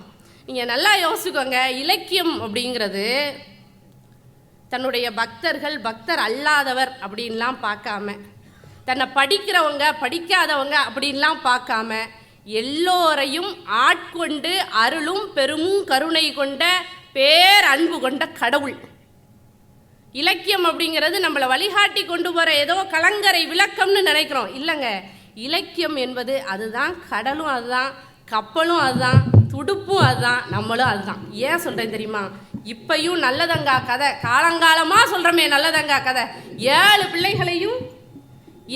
பிள்ளைகளையும் ஒவ்வொரு பிள்ளையா தூக்கி கிணத்துல ஓட்டு ஒரு பாட்டு பாடி பாடி கிணத்துல ஓடுவான்னு கதை சொல்கிறோமே. இப்பையும் அந்த நல்லதங்கால் கதையை கேட்கும்போது எங்கள் அம்மா கண்ணீர் ஒரு துளி கண்ணீர் உதிர்கிறது பாருங்க. கண்ணீர் வருதில்ல. அப்போ இலக்கியம் வாழ்க்கையோட சம்மந்தப்பட்டிருக்கு. எங்கிட்ட ஒரு 40 வருஷத்துக்கு முன்னாடி எழுதப்பட்ட ஆக்காட்டி பாட்டை கேட்டோன்னே எங்கள் ஆச்சி, நான் 13 பிள்ளைகளை பெற்றேன், 13 பிள்ளைகளையும் எவ்வளோ கஷ்டப்பட்டு வளர்த்தேன் தெரியுமா, அந்த பாடு பேசியிருக்கு இந்த பாட்டு என்று ஒரு இலக்கியத்தை சொல்ல முடிகிறது என்றால் அந்த இலக்கியத்திற்கும் வாழ்க்கைக்குமான இடைவெளி இன்றைய காலகட்டத்தில் கூடவில்லை, குறைகிறது. வாழ்க்கையே இலக்கியம், இலக்கியமே வாழ்க்கை. வாய்ப்புக்கு நன்றி, வணக்கம். ரொம்ப அருமையாக பேசினாங்க. அதில் ரொம்ப முக்கியமான விஷயம் அவங்களுடைய கணவருடைய பணிவை பற்றி சொன்னாங்க. அவருக்கு ஒன்றும் புரியாதான், ஆனாலும் பரவாயில்ல நீ பேசு அப்படின்னு கேட்பாராம். அந்த ஒரு இடம் தான் நம்பும்படியாக இல்லை. இந்த உலகத்தில் அந்த மாதிரி மனிதர்கள் கிடைக்கிறது ரொம்ப கஷ்டம். அல்லது நீங்கள் ஏதாவது மிலிட்ரியில் போய் ட்ரைனிங் ஏதாவது எடுத்துகிட்டு அது மாதிரி ட்ரைனிங் உங்களுக்கு ஏதாவது கொடுத்தீங்களோன்னு தெரில, பரவாயில்ல. ஆனால் பழைய இலக்கிய செய்திகளையும் அது இன்னும் தொடருகிற வாழ்க்கை நிகழ்வுகளையும் அவங்க இணைச்சாங்க. கோயிலுக்கு போகும்போது அந்த நல்லது காதல விழணும் அப்படின்னு நினைக்கிறது. இப்போ பாருங்கள், பெண்கள் அடுக்கலையில் சமைக்கும்போது கூட வாய்ப்பு இருந்தால் நல்ல பேச்செல்லாம் கேட்குறாங்க அப்படின்லாம் இன்றைக்கி இருக்கிற சூழலை சொன்னாங்க. நானும் பிள்ளைகளுக்கு சொல்கிறேன், உங்களுக்கு செல்ஃபோன் கெடுதல் இல்லை, சரியானபடி பயன்படுத்தினா அது ஒரு அட்சய பாத்திரம். உரிய நேரத்தில் நல்லபடியாக எடுத்து செய்திகளை டவுன்லோட் பண்ணி படிக்கிறதுக்கு, தெரிஞ்சுக்கிறதுக்கு, மழை வருமா வராதான்னு வெதர்மேன் பார்க்குறதுக்கு, பல விஷயத்துக்கு அந்த கைபேசி ஒரு பெரிய அட்சய பாத்திரம். ஆனால் ஓயாமல் அதிலேயே மூழ்கி போனால் அது பிச்சை பாத்திரம். அது அட்சய பாத்திரமா பிச்சை பாத்திரமாங்கிறது உங்கள் கையில் தான் இருக்குது. நீங்கள் தான் மணிமேகலை, நீங்கள் தான் அதை உயர்வாக தரம் உயர்த்தணும் அந்த பாத்திரத்தை. அதெல்லாம் ரொம்ப நுட்பமாக சொன்னாங்க. பயன்படுத்துவது எப்படிங்கிறது ரொம்ப முக்கியம். அவங்களுக்கு நம்முடைய வாழ்த்துக்கள். இப்போ அடுத்தாப்பில் அதே மாதிரி அதே போட்டியில் நான் சொன்னேன் பார்த்தீங்களா, அந்த விஜய் டிவியினுடைய பேச்சு, தமிழ் பேச்சு எங்கள் மூச்சு, அதில் அதே மாதிரி ஒரு லாஸ்ட் ரவுண்டு வரைக்கும் வந்தவர். கரெக்டாக இவங்க 2 பேரும் வரும்போது தான் நான் நடுவராக அந்த லாஸ்ட் போட்டிக்கு உட்காருனேன். இவங்க 2 பேரும் எலிமினேட் ஆகிட்டாங்க. அப்போ இவங்க 2 பேர் பேச்சையும் நான் அங்கே கேட்கலேங்கிறதுக்காக தான் கடவுள் கொண்டாந்து இன்றைக்கி என்னை கேட்க வச்சு இந்த இடத்துல உட்காந்து வச்சுருக்கிறார். பாலு ஆனந்த் அவர்கள் மதுரையை சார்ந்தவர்கள். அவர் இலக்கியத்துக்கும் வாழ்க்கைக்கும் இடைவெளி கூடுகிறது என்பதை எடுத்து சொல்வதற்காக வருகிறார்கள். வாங்க. சொல்வேந்தர் ஐயா அவர்கள் உள்ளிட்ட அவைக்கும் என்னுடைய வணக்கத்தை உரித்தாக்கிக் கொள்கின்றேன். தலைப்பு பார்த்தீங்க அப்படின்னா, இலக்கியத்திற்கும் வாழ்க்கைக்குமான இடைவெளி கூடுகிறது அப்படின்னு நான் பேசணுங்க. நான் எப்பயுமே உண்மையை தான் பேசுவேன், அந்த அணி மாதிரி கிடையாது. ஏன் அப்படின்னா, எங்கள் அக்கா வந்து பேசிட்டு போனாங்க. கொஞ்ச நேரத்துக்கு முன்னாடி தான் வெளியே சொன்னாங்க, தம்பி நான் எதையுமே ரொம்ப பெருசாக சீரியஸாக எடுத்துக்கிறது இல்லை, என் மாமியா பேச்சை கூட அப்படி தான் அப்படின்னு சொன்னாங்க. ஆனால் இங்கே வந்துக்கிட்டு பாத்திரம் வளர்க்குறப்ப நான் பட்டிமன்றம் கேட்குறேன் அப்படிங்கிறாங்க. அவங்களுக்கு ஒரு 10 வயசு, இப்போ தான் வந்து 10 மாதத்தில் ஒரு பாப்பா இருக்கிறா. பாப்பா வச்சுக்கிட்டு பட்டிமன்றம் கேட்க முடியுமா? இதுதான் வாழ்க்கைக்கும் இலக்கியத்திற்குமான இடைவெளி என்ன ஆகுது, கூடிக்கிட்டே இருக்குது. சொல்கிறது ஒன்று, செய்கிறது ஒன்று. ஆனால் வாழ்க்கை இப்படித்தான் இருக்க வேண்டும் அப்படின்னு சொல்கிறது இலக்கியம். இயம்பக்கூடிய விஷயம் அப்படிங்கிறது இலக்கு கூட்டல் இயம் அப்படிங்கிறதா இலக்கியம். இப்படித்தான் வாழ்க்கையை கொண்டு போகணும்னு சொல்லுதா, அதுதான் இலக்கியமாக இருந்தது. நம்ம தமிழுக்கே உரிய சிறப்பு என்ன அப்படின்னு பார்த்தீங்கன்னா, 5 இலக்கணம் சொல்லும், 50 காப்பியங்கள் சொல்லும், 5 காப்பியங்கள் சொல்லும். அது மட்டும் இல்லாமல் 4 பொருளை சொல்லும். அறம், பொருள், இன்பம், வீடு அப்படின்னு சொல்லக்கூடிய 4 பொருளை சொல்லணும். முத்தமிழாக இயல், இசை, நாடகமாக விரிந்து புகழ் பரப்போம். அகம் புறம்னு வாழ்க்கைக்கு இலக்கணம் சொன்ன ஒரே மொழி எதுனா அது நம்ம தமிழ் மொழி மட்டும்தான். வேறு எந்த மொழியிலும் வாழ்க்கையை அகம் புறம் என பிரிக்கவில்லை. ஆனால் தமிழ் மொழி ஏன் சொன்னாங்க? அகம்னா என்னென்னா காதல், கல்யாணம், இதெல்லாம் அகம். சுட்டி ஒருவர் பெயர் கொள்ள பெறார் அப்படிங்கிறது தான் இலக்கணம். தலைவன் தலைவின்னு தான் சொல்லணும். அதில் இன்னார் காதலிச்சா இன்னார் காதலிச்சான்றதே இருக்காது. யார் படித்தாலும் தமிழ் இலக்கியத்தில் அகம் சார்ந்த பாடல்களை தம்பி படிக்கிறானா அவன் தலைவனாக நினச்சிக்கலாம், ஒரு பொண்ணு படிக்கிறாளா தலைவியாக நினச்சிக்கலாம். இதுதான் தமிழ் இலக்கியத்தினுடைய சிறப்பாக இருந்தது. எப்போ வரைக்கும்? இன்ஸ்டாகிராம் வர வரைக்கும். இப்போ எப்படி இருக்குது? நம்ம பசங்களுக்கு சொல்லணும் அவசியமே இல்லை. Couple vlogs, couple goals vlogs எப்போ? கல்யாணத்துக்கு முன்னாடியும் சரி, கல்யாணத்துக்கு அப்புறமும் சரி, ஹனிமூன் போகிறத கூட ஹாட் டாப்பிக்காக இன்ஸ்டாகிராமில் அப்டேட் பண்ணக்கூடிய இந்த சமூகம் இலக்கியத்தை கடைபிடிக்குதுன்னு சொல்ல முடியுமா? இலக்கியத்திற்கும் வாழ்க்கைக்குமான இடைவெளி எப்படி இருக்கு? கூடிக்கொண்டே இருக்கிறது. ரொம்ப அழகான விஷயம் அந்த காதல் அப்படிங்கிற விஷயம் இருக்குல்ல, அதை தான் அக இலக்கியம்னு சொல்கிறோம். ஆதி ஆப்பிளில் தொடங்கி இன்னைக்கு ஆண்ட்ராய்டு ஆப்பிள் வரைக்கும் மாறாத அப்டேட் ஆகாத ஒரே விஷயம் காதல் தான். ரொம்ப அழகாக ஒரு கவிதையில் சொன்னாங்க, காதல் கவிதையில், நேரமாகிவிட்டது எழுந்திரி என்கிறீர்கள், நேரமாகிவிட்டது எழுந்திரி என்கிறீர்கள், என் கனவை பாதியிலேயே விட்டு வரும் அளவிற்கு உங்கள் உலகத்தில் என்ன இருக்கிறது அப்படின்னு ஒரு கவிஞன் எழுதினான். அவன் கனவுல அவனுடைய காதலி வந்து போயிருக்கிறா. அதனால இப்படி எழுதக்கூடிய விஷயம் பார்க்குறோம். இது ரியாலிட்டிக்கு பொருந்துமா? நேற்று ஒரு காதல், இன்னைக்கு ஒரு காதல், நாளைக்கு ஒரு காதல் அப்படின்னு ஒரே காதல் வேறு வேறு விதமாக மாறுது. அக்கா சொன்ன மாதிரி இப்படி இருக்கக்கூடிய காலகட்டத்தில் இலக்கியம் எப்படிங்க சரியாக வருது வாழ்க்கைக்கு அப்படின்னு கேட்டால், இலக்கியத்திற்கும் நம்ம வாழ்க்கைக்குமான இடைவெளி கூடிக்கிட்டே போகுது. ரொம்ப அழகா நற்றிணையில் ஒரு பாட்டு வரும். என்ன அப்படின்னா, நெடிய மொழிதலும் கடிய ஊறுதலும் அப்படின்னு சொல்றதெல்லாம் செல்வத்து பயனே அப்படின்னு சொல்றது. இந்த பாட்டு மிளைகிழான் நல்வேட்டனார் அப்படின்னு ஒரு புலவர் எழுதியிருக்கிறாருங்க. நெடிய மொழிதலும் கடிய ஊறுதலும் செல்வம் அன்று அது தன் செய்வினை பயனே அப்படின்னு ஒரு பாட்டு. எப்பா, நீ எல்லாருடைய வார்த்தைகளையும் புகழ்ச்சியாக இருக்கிறதும், நீ நல்ல நல்ல காரில், இன்னைக்கு அப்படி எடுத்துப்போம், நல்ல காரில் நீ பயணம் போகிறதெல்லாம் உன்னுடைய செல்வத்தினுடைய சிறப்புன்னு நினச்சிக்காத. அதெல்லாம் முன்னாடி நீ ஒரு ஜென்மத்தில் செஞ்சுருக்கக்கூடிய புண்ணியம்னு வச்சுக்கோ. எது உண்மையான செல்வம் தெரியுமா? தன்னை சேர்ந்த கூட்டத்தினுடைய துன்பத்தை பூக்கக்கூடிய செல்வம் மட்டும்தான் உண்மையான செல்வம்னு சொல்லி வச்சது இலக்கியம். இன்னைக்கு யோசிச்சு பாருங்க, சொந்தக்காரன் யாராவது வந்து அக்கா கிட்ட ஒரு 2000 ரூபா தேவைப்படுதுமா அப்படின்னு கேட்குறாங்கன்னு வைப்போம். அக்கா உடனே 2000 ரூபா எடுத்து கொடுத்துருவாங்களா? நானே பட்டிமன்றம் போய் 10 நாள் ஆச்சுங்க, என்கிட்ட இப்போதைக்கு காசு இல்லைன்னு சொல்லுவாங்க. இலக்கியம் என்ன சொல்லுது? ரோல்ஸ் ராய்ஸ் காரில் போறியா, BMW காரில் போறியா, அதெல்லாம் உனக்கு வந்து என்ன கிடையாது, பெருமை கிடையாது. தன்னை சேர்ந்து இருக்கக்கூடியவங்களை சுற்றத்தை எப்போது நீ போற்றி பாதுகாக்கிறாயோ அதுதான் உண்மையான செல்வம்னு சொல்லுது. இன்னைக்கு உறவுகளை நம்ம பேணி பாதுகாக்கிறோமா?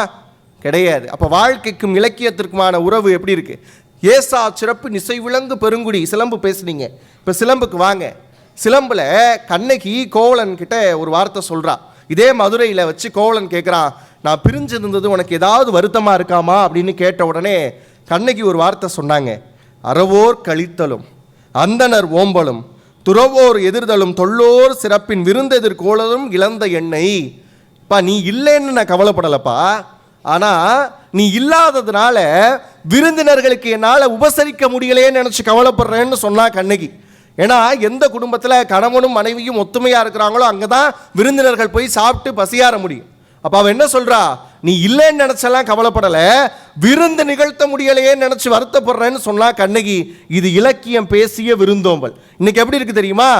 சுடுதண்ணியை கூட ஸ்விக்கியில் தான் ஆர்டர் பண்ணுவோம். நீங்கள் வரேன்னா சொல்லிகிட்டே வந்துடுங்க, உங்களுக்கும் சேர்த்து என்ன பண்ணிடுறோம், ஃபுட்டு ஆர்டர் பண்ணிடுறோம்னு சொல்கிறோம். இதுதான் இவங்க சொல்கிறாங்க இலக்கியம் வாழ்க்கைக்கு பொருந்துதான். எப்படிங்க பொருந்துது? வீட்டில் திண்ணை இருக்கா? முந்தைய ஒரு காலத்தில் திண்ணை வச்சு கட்டுவாங்க. எதுக்கு? யார் எவருன்னு தெரியாதவங்க கூட வந்து தங்கிட்டு போகட்டும்னு கட்டினாங்க. இன்னைக்கு திண்ணையும் இல்லை, மாட விளக்குகள் வைக்கக்கூடிய இடங்களும் இல்லை. இன்னைக்கு எல்லாம் எப்படி மாறிடுச்சு? வெளியே நாய்கள் ஜாக்கிரதைன்னு ஒரு போர்டு போட்டிருக்கு, அது யாருக்கு போட்டிருக்காங்கிறது தான் தெரியல வீட்டுக்குள்ளே போகிறப்ப. இந்த மாதிரியான சூழலில் அவங்க சொல்கிறாங்க இலக்கியம் வாழ்க்கையோடு அப்படியே நெருங்குது. எந்த விஷயத்தில் சொல்கிறது? அடுத்து உறவுகள் கிட்ட அன்பு செலுத்தணும். இதை எல்லா இலக்கியமும் சொல்லுதா? எல்லா மதமும் சொல்லுது, எல்லா சமயங்களும் சொல்லுது, இலக்கியங்களும் சொல்லுது. அப்படி இருக்கிறப்ப இன்னைக்கு இருக்கக்கூடிய சூழல் என்ன தெரியுமாங்க? ஒருத்தர் மேலே அன்பு செலுத்துறாலே பயத்தோடு அன்பு செலுத்த வேண்டியது இருக்கு. இவங்க நம்ம மேலே அன்பு செலுத்துறாங்களா? நாம செலுத்தக்கூடிய அன்புக்கு இவங்க தகுதியானவர்களா?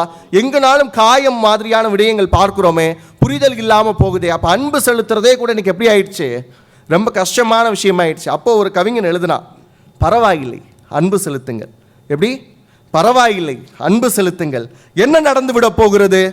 மீண்டும் ஒரு மழை, பெரு வெள்ளம், சிறு கண்ணீர் இருக்கட்டுமே, அதுதானே இந்த அற்ப வாழ்க்கையின் அதீத அர்த்தம்னு பதிவு செஞ்சான். அன்பு அப்படிங்கிற விஷயம் இருக்குல்ல, இந்த அன்பா இருங்கன்னு சொல்றது ஈஸிங்க. ஆனால் இன்னைக்கு யோசிச்சு பாருங்க, நாங்கள் அன்பாக இருக்கணும் அப்படின்னு யோசிச்சாலும் சுற்றி இருக்க சூழல் சும்மா இருக்கா? நம்ம ஒரு 4 வாரத்தை போய் அன்னைக்கு தான் அம்மாட்ட போய், அம்மா இன்னைக்கு நல்லா சமைச்சிருக்கீங்க அப்படின்னு சொன்னோம்னா, ஏன் இத்தனை நாள் நான் நல்லா சமைக்கலையா அப்படின்னு கேட்குறாங்க. இப்போ யோசிச்சு பாருங்க, இலக்கியத்தில் இருக்கக்கூடிய விஷயத்தை வாழ்க்கையில் போய் இம்ப்ளிமெண்ட் பண்ணோம்னா வாழ்க்கை அப்படிங்கிற விஷயத்திற்கும் இலக்கியத்திற்குமான நெடிய இடைவெளி அப்படிங்கிறது கூடிக்கிட்டே இருக்கிறது. நிறைவாக இதை சொல்லி முடிக்கலாம் அப்படின்னு நினைக்கிறேன். கற்றறிந்தார் ஏத்தும் கலித்தொகைன்னு ஒரு இலக்கியம் சொல்கிறோம்ல, இந்த இலக்கியங்கள் எல்லாம் மனித வாழ்க்கையினுடைய கண்ணாடி அப்படின்னு சொல்லுவாங்க.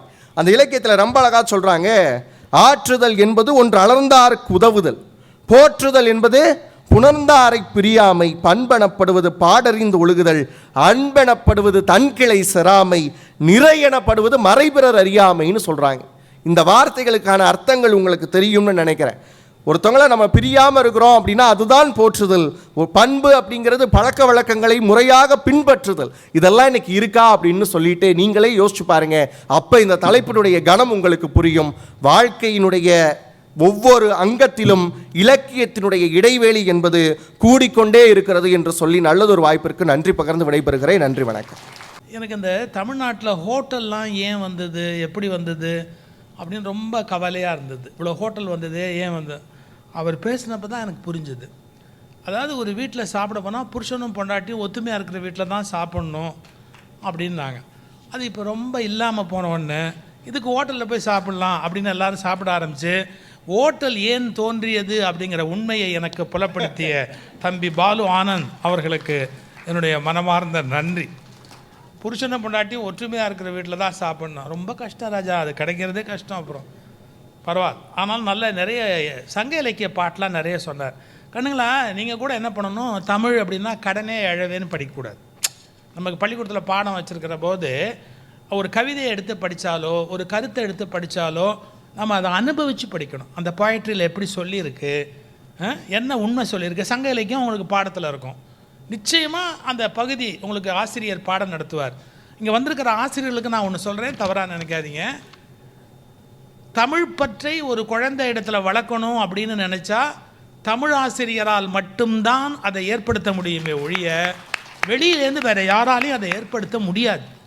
ஏன்னா இன்றைக்கி நான் ஒரு உலகறிந்த பேச்சாளனாக வளமான ஒரு வாழ்க்கையில் வாழறேன் அப்படின்னு சொன்னால் 6ஆம் வகுப்பு நான் படிக்கிற போது எங்கள் தமிழ் ஆசிரியர் வகுப்பறையில் வந்து தமிழ் நடத்தின முறை, அப்படி வந்து இப்படி உட்காந்து அந்த தமிழில் ஒரு பாட்டை சொல்லும்போது ஆஹா கவிதை இவ்வளவு அழகா, கம்பன் பாட்டு இவ்வளோ அழகா அப்படின்ற ஒரு வியப்பு ஏற்பட்டது. இலக்கியங்களை படிக்க ஆரம்பித்தேன். பாருங்கள், இன்றைக்கி என்னுடைய வாழ்க்கையே திரும்பி இருக்குது அப்படின்னு சொன்ன டேர்னிங் பாயிண்ட். அதுக்கான காரணம் யாருன்னா என்னுடைய தமிழாசிரியர் சிதம்பரம் சுவாமிநாதன் அப்படிங்கிறது அவருடைய பேர். அதனால் ஆசிரியர்கள் தான் தமிழ் பற்ற மாணவர்கள் மனசில் ஏற்படுத்த முடியும். நீங்களும் ரசித்து படிக்கணும். இது 2 மார்க்கு மனப்பாடத்துக்காக வச்சுருக்கான், படித்து தொலைக்க வேண்டியிருக்கு. சில பேர் மனப்பாடம் பண்ணுவோம், நெஞ்சில் அடிச்சுக்கிட்டே மனப்பாடம் பண்ணுறான். ஏன்னா உள்ளே இறக்குறான், அது இறங்க மாட்டேங்குது. அடித்து அப்படியே நேரம் அது உள்ளுக்குள்ளே இறக்குறான். அப்புறம் பரீட்சையில் போய் தட்டி எடுத்து வெளியே எடுக்கணும். அந்த மாதிரிலாம் கஷ்டப்பட வேண்டாம். ரசித்து ஒரு பாட்டை 2 தடவை படித்தா தானாக மனப்பாடம் ஆகிடும். அப்படி அனுபவித்து அந்த பாட்டை படித்தா போகிறோம், உடனே மனப்பாடம் ஆகிடும். சினிமா பாட்டு யாராவது மனப்பாட்டு பகுதியில் வச்சாங்க? எப்படி சொல்கிறீங்க? சினிமா பாட்டு அவன் மறந்தால் கூட நீங்கள் எடுத்து கொடுப்பீங்க. டக்குன்னு அந்த வரியை எடுத்து அப்படி டஹால்னு அப்படி சினிமா பாட்டு வரியை கொடுப்பீங்க. உங்களுக்கு பிடிச்சிருக்கு, அதனால் அதை உங்களால் மறக்க முடியல. அப்படி பிடிக்கிற மாதிரி நம்ம பாடத்தில் நடத்திட்டோன்னா தமிழ் இலக்கிய பாடல்களையும் சங்க இலக்கியத்தையும் கூட மாணவர்கள் கேட்பாங்க. ரொம்ப மகிழ்ச்சி. நிறைய சங்க இலக்கிய பாட்டு அவர் சொன்னார். அடுத்து குறைகிறதுங்கிற அணியில் பேச வர தம்பி பேர் சதீஷ்குமார்னு பேர். இரு அவசரப்படாத, இதுக்கே எவ்வளோ அவசரப்படுறியே, நாளைக்கு கல்யாணத்துக்கு நீ எவ்வளோ அவசரப்படுவியோ தெரில. ரொம்ப பாரு எப்படின்னு கேட்டிங்கன்னா, அந்த பையன் பேச்சு போட்டியிலலாம் நிறைய பேசுகிறார். நீங்கள் நல்லா கவனிக்கணும் வாழ்க்கையை பற்றி. அவர் தமிழ் படித்து பேச்சு போட்டியில் பேசுவது பெரிதல்ல, அந்த தமிழ் பேச்சு போட்டிகளில் கிடைக்கிற பரிசு தொகையை கொண்டு தன் கல்லூரி கட்டணத்தை கட்டி தன்னைத்தானே தக்க வைத்து கொள்ள வேண்டும், அந்த உறுதியோடு படிக்கிறார். எவ்வளோ பெரிய விஷயம்.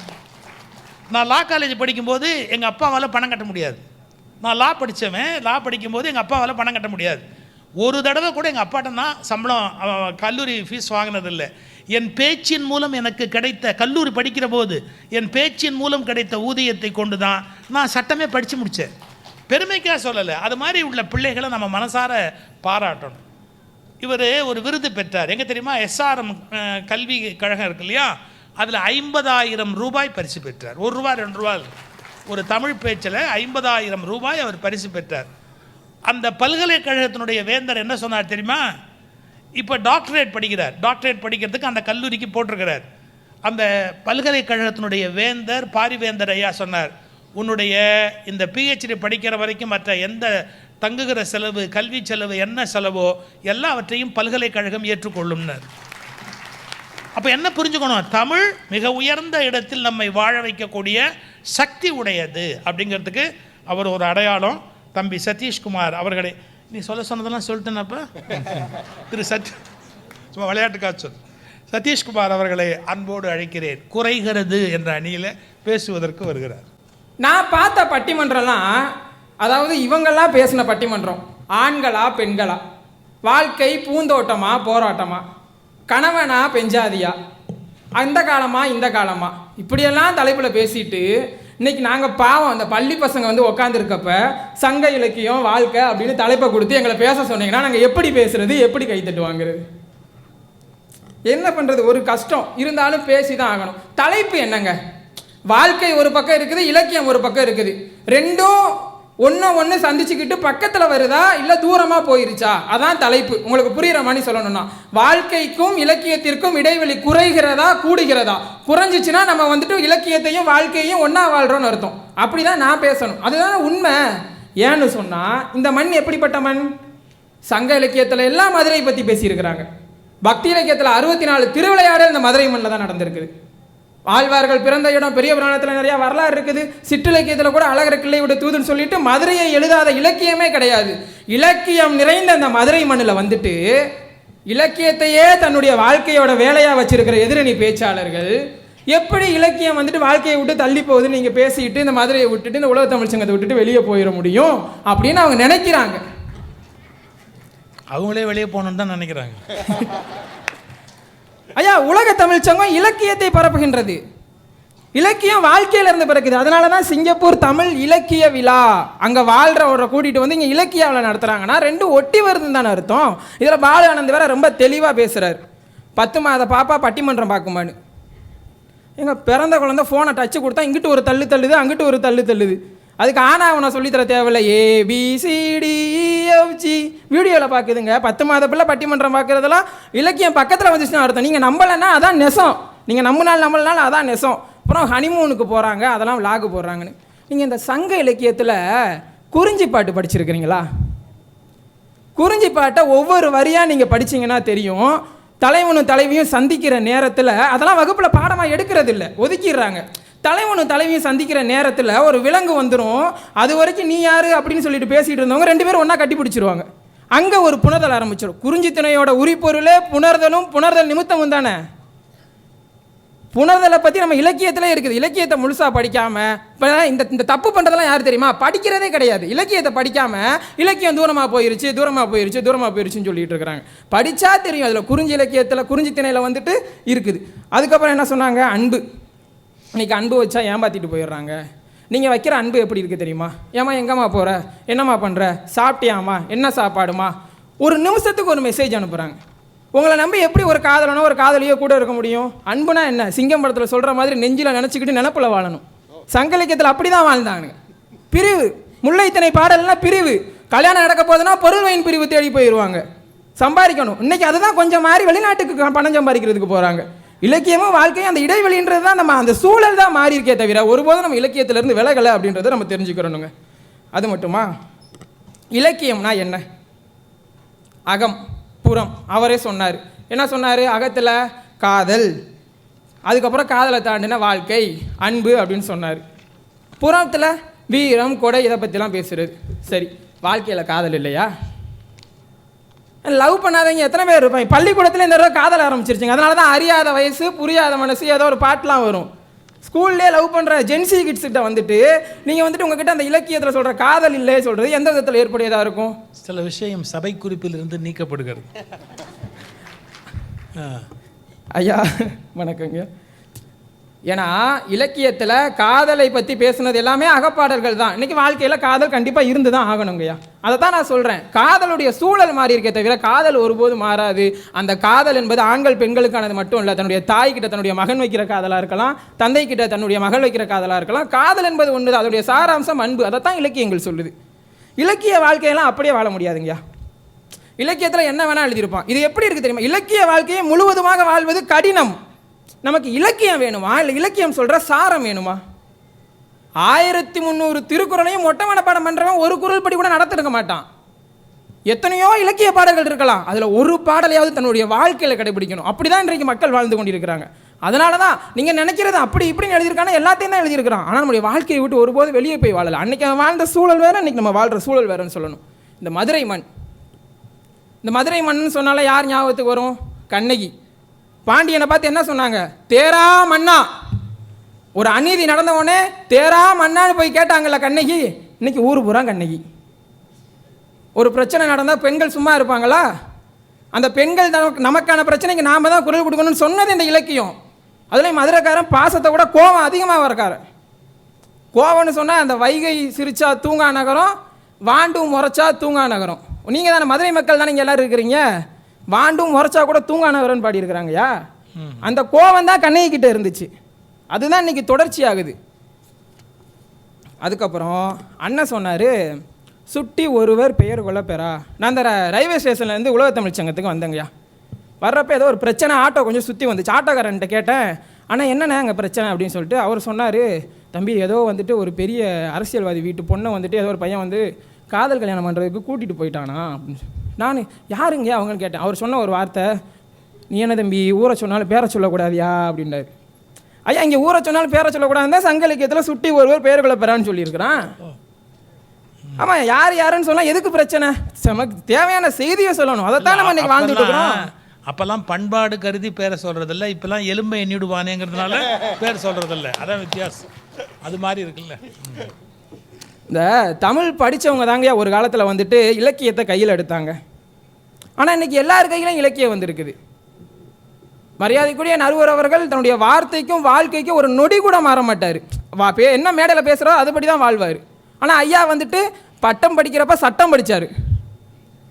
ஆனால் இன்றைக்கி ஐயா இலக்கிய மேடையில் அவர் தானே இருக்கிறாரு.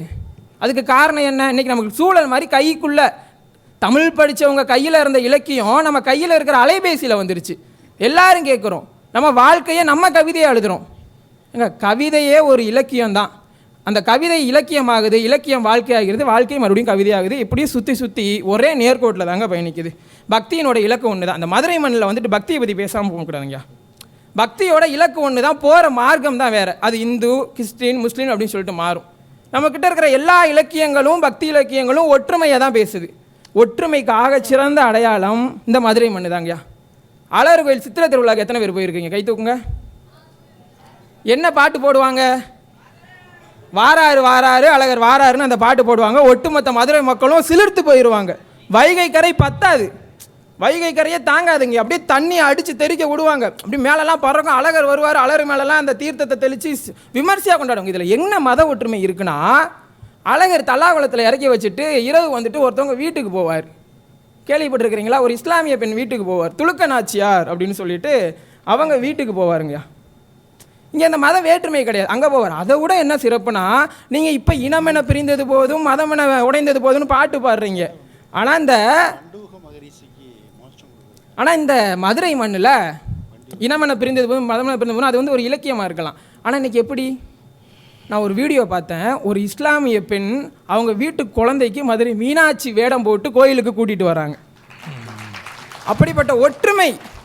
ஐயா, மீனாட்சி சைவ கடவுள், அழகர் வைணவ கடவுள். ஆனால் எப்படி சொல்லுவாங்க தெரியுமா? மீனாட்சியை தாய் மீனாட்சின்னு சொல்லுவாங்க, அழகரை தாய் மாமா அழகர்னு சொல்லுவாங்க. அங்கே இலக்கியத்தில் இருந்த ஒற்றுமை தாங்க இங்கே மக்களுடைய மனசில் இருக்குது. ஒருபோது இந்த மதுரை மண்ணை விட்டு அந்த இலக்கியம் என்றைக்கும் தள்ளி போகாது அப்படின்றது தான் இந்த உலகத்தமிழ் சங்கத்தில் நான் சொல்ல வர கருத்துங்கய்யா. அதுக்கப்புறம் மகாபாரதம் எல்லாரும் படிச்சிருப்பீங்க. மண்ணாசை, பெண்ணாசை, பொன்னாசை, இதுதான் இன்றைக்கி வர சீரியல். அதே தான் வருது. மாமியார் மருமக சண்டை. காரணம் பின்னாடி இருக்கிற எவ்வளோ கொண்டு வந்தா, எத்தனை பவுன் கொண்டு வந்தா, அந்த செய்தி தான். சூழல் மாறி இருக்கே தவிர ஒருபோது வந்துட்டு அந்த கருதுகோள் அந்த இதுவும் மாறலை அப்படின்றது தான் என்னுடைய அந்த பேச்சினுடைய நோக்கங்கய்யா. இப்போ நான் எப்படி இதை சொல்லி முடிக்கிறேன்னா, சமூகத்தின் விளைச்சல் தான் இலக்கியம். சமூகத்தின் விளைச்சல் தான் இலக்கியம். இலக்கியத்திற்கும் வாழ்க்கைக்கும் இடைவெளி குறைகிறது என்பதை வாழ்க்கை தான் இலக்கியமாகிறது, இலக்கியம்தான் வாழ்க்கையாகிறது. நன்றி, வணக்கம். நிறைய செய்திகள் இந்த மதுரை மண்ணோடு தொடர்புடையதாக அவர் எடுத்துரைத்தார். அப்புறம் ஒரு வயதுக்கு ஏற்றதாலே ஒரு சப்ஜெக்டில் கொஞ்சம் நேரம் சுற்றி வந்தார். அது அவங்க அப்பா வந்திருக்கிறார், அவங்க விவரமாக சொல்கிறார். பார்த்து ஏதாவது ஒரு ஏற்பாடு பண்ணு அப்படிங்கிறத வீட்டில் சொல்ல முடியல, நேராக இங்கே பப்ளிக்காக மேடையில் சொல்லலாம் அப்படிங்கிறதுக்கு பெரிய மனுஷனை சாட்சியாக வேறு வச்சுக்கிட்டு சொல்கிறார். நல்லா பேசுகிறாரு, நல்ல ஆற்றல் நிறைய. அப்புறம் இந்த வயது நினச்சா கண்ணதாசன் இந்த மாதிரி கவிதைகள்லாம் கூட வரலாம். ஏன்னா நம்ம வந்து இலக்கியம்னு சொன்னால் சங்க இலக்கியத்தோடையே நிறுத்திடணும்னு அவசியம் இல்லை. இப்போ இருக்கிற இலக்கியங்கள் வரையில், இன்றைக்கி இருக்கிற முத்துக்குமாருடைய கவிதைகள் வரையில் எவ்வளவோ இருக்குது நிறைய. ஏன்னா இலக்கியம்னா என்னன்னு குழந்தைங்க தெரிஞ்சுக்கிறதுக்கு வசதியாக சங்க இலக்கியம் ஆரம்பித்து பக்தி இலக்கியத்துக்கு வந்து பிறகு பிற்காலத்தில் இப்படி தனிப்பாடல்களுக்கு வந்து அதற்கும் பின்னால் இருந்த திரைப்பாடல்கள் வரைக்கும் கூட வரலாம். நல்ல இலக்கிய தரமாக அது அமைகிற போது வெற்றியாக இருக்கும். ஒரு குறிப்பு காச்சொல்.